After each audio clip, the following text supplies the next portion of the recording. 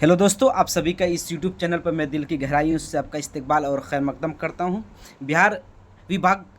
बिहार शिक्षा विभाग की तरफ से अभी आज ही नोटिस जारी हुई है। आप सभी टीआरई 3 वाले बच्चों के लिए बहुत बड़ी खुशखबरी है। अ, देखिए, टीआरई 3 के बच्चों के लिए किस तरह की खुशखबरी है। देखिए, अभी आपके सामने नोटिस जो है आपके सामने जारी हुआ शिक्षा विभाग बिहार पटना की तरफ से। अब इस नोटिस में क्या है, मैं आपको आसान ज़बानों में, देखिए 19 तारीख को आज ही नोटिस जारी हुई है। आसान ज़बानों में मैं बता देता हूँ कि जो 9वीं और 10वीं क्लास के हैं या 11वीं 12वीं के हैं, ठीक है? और ख़ास करके जो विद्यालयों में क्या है, स्थानीय निकाय के शिक्षकों द्वारा बिहार लोक सेवा आयोग के विज्ञापन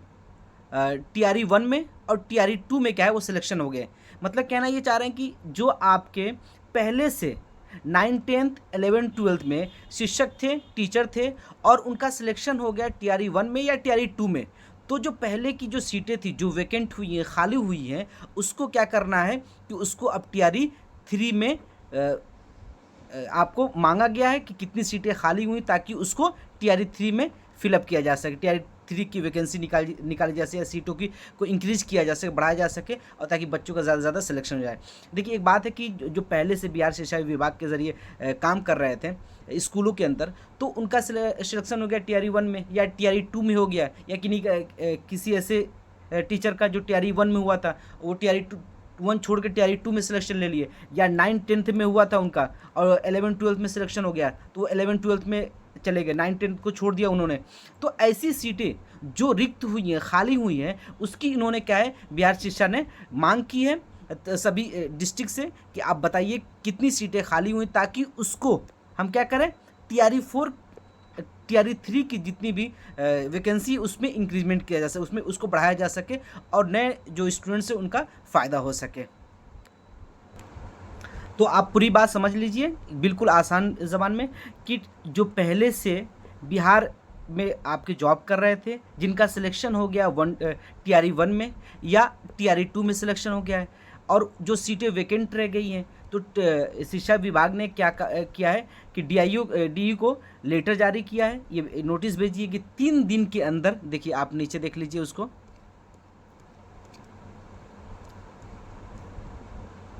देखिए हेतु द्वारा, देखिए पदाधिकारियों से कराते हुए 3 दिन के अंदर क्या है, आपको पूरा इनको डेटा देना है कि कितनी सीटें टीआरई 1 में खाली हुई हैं या टीआरई 2 में खाली हुई हैं, या पहले से जो शिक्षक थे, टीचर थे, वो किन्होंने अपने पदों को छोड़ दिया है, सभी इनको पूरे इस फॉर्मेट में फिल करके देना है। तो 3 दिन के अंदर इनको मेल करना है और साथ ही क्या है कि जितनी सीटें वैकेंट होगी उन सभी सीटों को टीआरई 3 में जोड़ दिया जाएगा। ये बात आप याद रखिए, टीआरई 3 में क्या है, जितनी सीटें खाली होंगी सभी को टीआरई 3 में जोड़ दिया जाएगा। तो आप सभी के लिए बहुत खुशखबरी की बात है कि जो बच्चे ऐसा लग रहा है कि सीटें कम हैं तो आपकी सीटें बढ़ा दी जाएंगी और उससे सिलेक्शन की उम्मीदें ज़्यादा हैं। और मैं पहले से ही कहता चला आ रहा हूँ कि जो पहले टीआरई 2 में बात हुई थी कि 60% या 70% रिजल्ट जारी किया गया था, बल्कि इस बार ऐसा नहीं होगा, पूरा 100% आपका रिजल्ट जारी होगा कि जितनी सीटें हैं सभी सीटों को फुल किया जाएगा। इसके साथ साथ एक बात और याद रखिए कि अभी बिहार गवर्नमेंट की तरफ से 65 रिजर्वेशन की बात चल रही थी कि 65 रिजर्वेशन पे आपका रिजल्ट जारी होगा, तो इस लेटर में डायरेक्टली कर दे कि अल्ट्रा वाइड्स कर दिया गया, मतलब कि अब जो पुराना आपका रिजर्वेशन सिस्टम है 50%, उसी पर क्या है आपका रिजल्ट जारी होगा। तो जो एक कंट्रोवर्सी चल रही थी तमाम स्टूडेंट्स के जहन में, ये